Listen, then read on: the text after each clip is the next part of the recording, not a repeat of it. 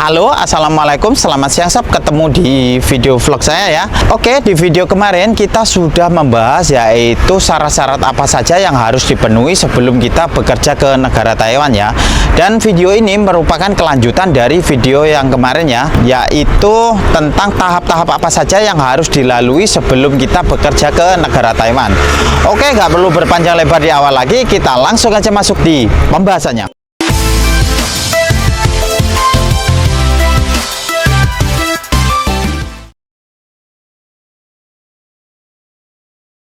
Oke sob, sekarang kita masuk di pembahasannya ya. Nah, sebenarnya tahap-tahap apa saja yang harus dilalui sebelum kita itu bekerja ke negara Taiwan? Oke, yang pertama di sini ketika kita datang di PT, nanti kita akan melakukan sinkronisasi dokumen ya. Jadi dokumen kita itu akan dicocokkan ya, mulai dari KTP sampai KK semuanya sampai ijazah itu harus sama ya, dan itu semuanya harus dilampirkan bentuk asli ya. Nah, terus tahap yang kedua yang harus kita lalui di sini ya, itu mengukur tinggi badan dan menimbang berat badan ya. Di video kemarin saya sudah singgung tentang hal ini ya. Jadi kan biasanya sebelum kita itu dipanggil di PT, pasti kan kita akan ditelepon dulu sama pihak PT. Pasti akan ditanyai sama orang PT, tinggi badan kamu itu berapa dan berat badan kamu itu berapa. Nah, PT di sini itu tidak semerta-merta percaya dengan ucapan kita. Makanya PT di sini akan melakukan ulang yaitu timbang badan dan ukur tinggi badan ya. Dan tahap yang ketiga di sini yang harus kita lalui yaitu pihak PT nanti akan mencarikan jadwal kita untuk melakukan medical check up yang pra ya. Maksudnya di sini itu gimana? Pra ini maksudnya di sini, dan maaf ini ya sob ya sebelumnya ya, tapi ini harus saya sampaikan, pra itu yaitu medicalnya tidak pakai berak, dan medicalnya itu ya pada umumnya ya ukur tinggi badan, terus timbang berat badan, ambil darah dan sebagainya ya. Dan biasanya medical check up ini dilakukan kalau belum dapat job ya, dalam arti itu masih baru daftar. Setelah itu masuk tahap yang keempat yaitu melakukan rekom ID ya. Dan tahap yang kelima yang harus kita lalui di sini yaitu melakukan pasporannya. Dan bagi sobat semua yang sudah pernah bekerja ke luar negeri sebelumnya dan paspornya itu masih hidup, coba kalian tanyakan dulu ke PT paspornya masih bisa digunakan untuk proses ke Taiwan atau tidak ya. Jadi syukur-syukur kalau bisa, jadi lebih irit di biaya ya. Dan tahap yang keenam di sini yaitu tanda tangan job atau tanda tangan PK ya.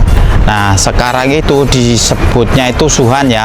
Nah, sekarang itu sob, untuk proses bekerja ke negara Taiwan itu ya banyak sekali istilah-istilah baru ya. Contohnya seperti suhan ini, waktu saya dulu berangkat bekerja ke negara Taiwan ini masih belum ada ya. Kemarin itu saya tanya-tanya ke anak yang baru-baru yang baru masuk di tempat kerja saya itu, apa sih suhan itu? Ternyata yaitu tanda tangan job atau PK ya. Sekarang dirubah namanya suhan ya. Dan tahap yang ketujuh di sini yaitu melakukan fleges ya, atau interview masalah dana atau biaya ya. Nah, di sini nanti kita akan ditanyai kalian itu untuk biaya mau ikut potongan atau bayar full. Nah, dan nanti juga akan ditanyai sumber dari biaya ini dari mana.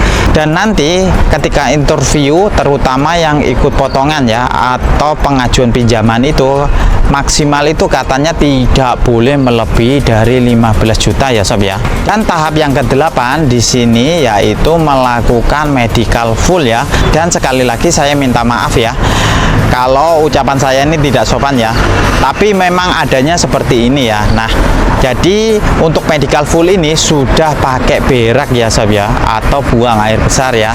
Dan tahap yang ke-9 di sini yaitu melakukan teto. Kebanyakan masalah yang terbesar itu di sini ya, di teto ini ya, banyak sekali dari sobat dan teman-teman itu ketika melakukan teto itu mental. Nah, di sini saya akan kasih tipsnya ya supaya kalian itu lolos ketika kalian melakukan teto ya.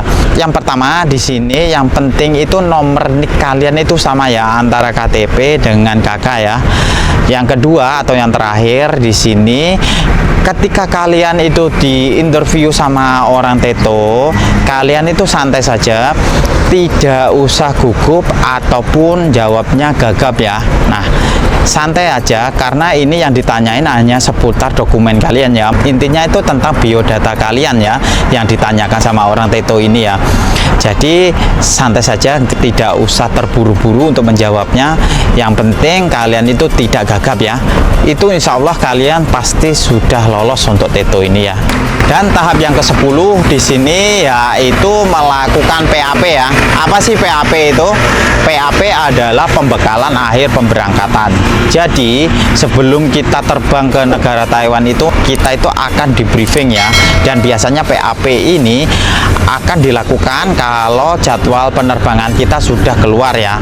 Dan tahap yang ke-11 atau yang terakhir di sini yaitu jadwal penerbangan. Nah, kalau sudah ada jadwal penerbangan seperti ini, sudah dipastikan sobat dan teman-teman semua akan terbang dan mulai bekerja di negara Taiwan. Dan apakah tahap-tahapnya hanya sampai di sini? Belum ya sob ya. Sesampainya di Taiwan nanti ada beberapa tahap yang harus kita lalui. Dan mungkin untuk tahap-tahap setelah kita sampai Taiwan akan saya buatkan video berbeda ya. Karena takutnya kalau videonya digabung di sini durasinya terlalu panjang dan takutnya informasi yang saya sampaikan itu tidak tersalurkan dengan baik ya sob ya. Oke, saya rasa cukup sekian dulu video sharing atau informasi yang saya sampaikan tentang tahap-tahap apa saja yang harus dilalui sebelum kita bekerja ke negara Taiwan. Dan semoga saja video saya hari ini bisa membantu terutama bagi sobat semua yang belum pernah bekerja ke negara Taiwan dan ada keinginan untuk bekerja ke Taiwan. Dan saya doakan semoga bagi sobat yang sedang prosesnya lancar sesuai yang diharapkan. Dan sampai ketemu di video saya selanjutnya. Akhir kata dari saya, wassalamualaikum warahmatullahi wabarakatuh dan bye.